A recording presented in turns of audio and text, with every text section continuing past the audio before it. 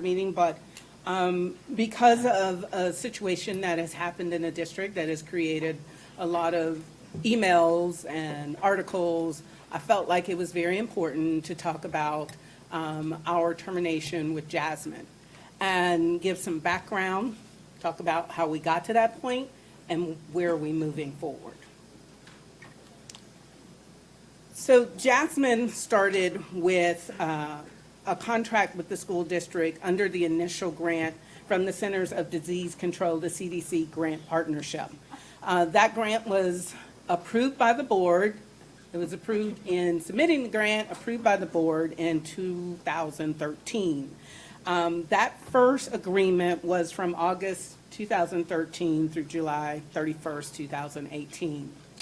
Then the district entered into a second round of the grant partnership, which was funded from August 2018 through July 2023. However, due to the separation, it will end January 2023. There are other partners that work with the school district as related to the CDC grant. We have the University of North Florida Public Health.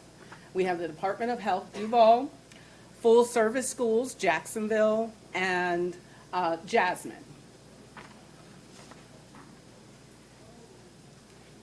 The portion of the grant that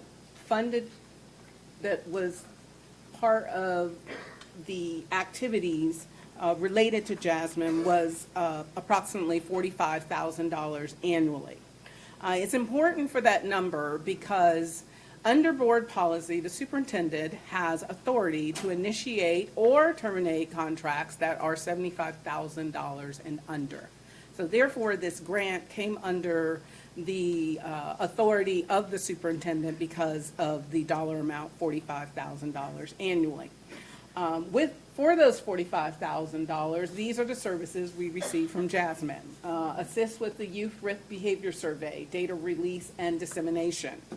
Assisting in planning and promotion of HIV, STD prevention programming. Support and assist with trainings for teachers. Those trainings were mostly around the all-in. Support for students. Develop a referral system linking students to care coordination. This is a system for students that have a need for JASMYN services, that we had a format by which those students would be referred for care if needed.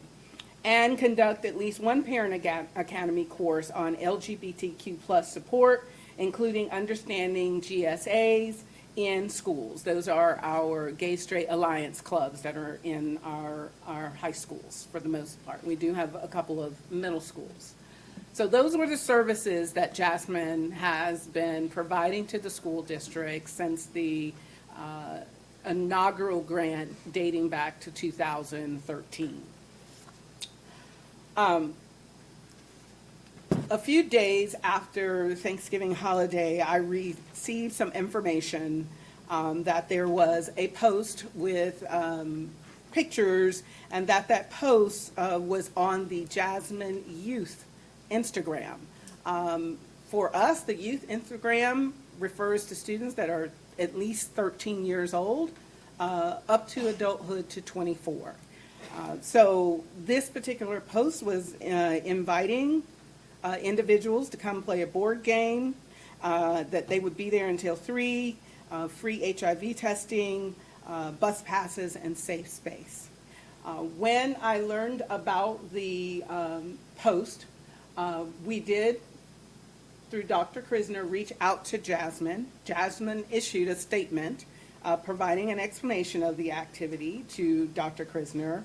And once exploring that statement and ensuring that we were correct, that this information did come from JASMYN, I personally called the executive director of JASMYN and shared with them that I would be initiating a termination, which under our contract, we must give them a 30-day notice.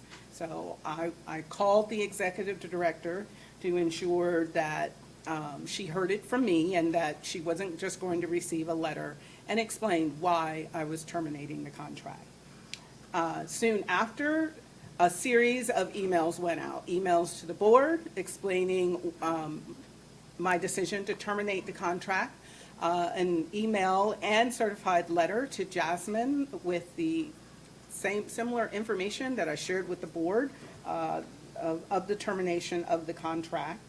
Also, we sent a letter to our principals and our GSA sponsors, ensuring them that yes, although we are terminating this contract, it is our goal to ensure that our GSA clubs are supported and that this is in no way an indication that we would be changing anything with our GSA clubs.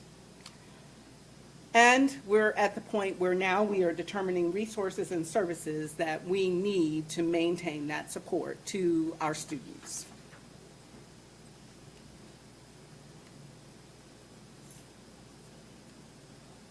This moves awfully quick. So we wanted to make sure that tonight it was imperative that I got 2 points across. Number one, that as a constitutional officer, it is my responsibility to ensure the safety and security of all of our students. And at any point, if there is an event, a situation that could possibly put our students in harm's way, it is my responsibility to take action. Sometimes that action requires me to take it to board approval. Other times, if it is under my authority, I have the authority to make that decision. And that is what happened in this situation.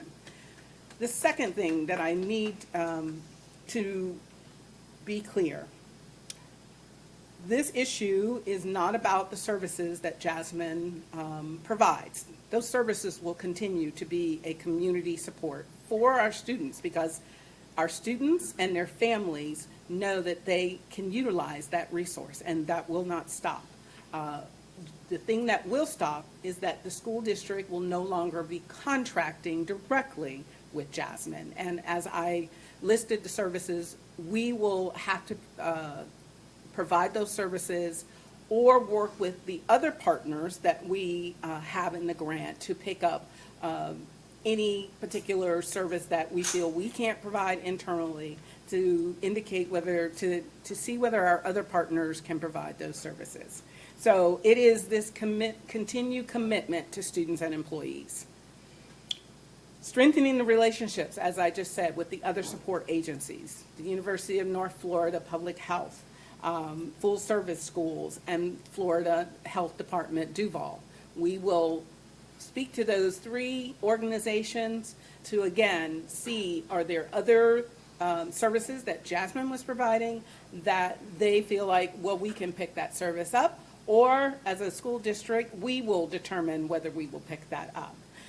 That is why the executive leadership will meet with GSA sponsors and club members. The executive leadership will be Dr. Krisner, Mr. Snyder, and myself. Will go to each of the club members and sponsors to meet with them.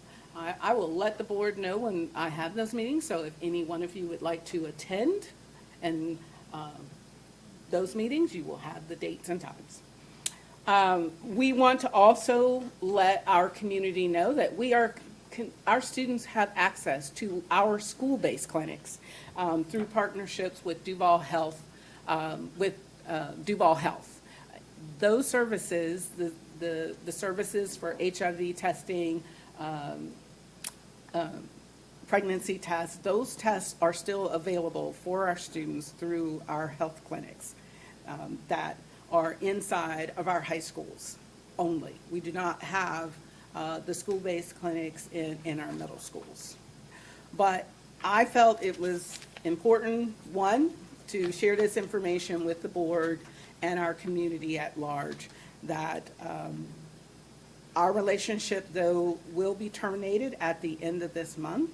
Our relationship with our students and the support that they need will never stop, and that we will figure out what are the gaps and how do we close those gaps to ensure that all students know that we are here to support them, and that those services that are in that CDC grant will still be provided.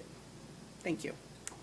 All right, thank you, and I appreciate you sharing with the public, as there has been a lot of dialogue on that item. We are now going to move to our public comments.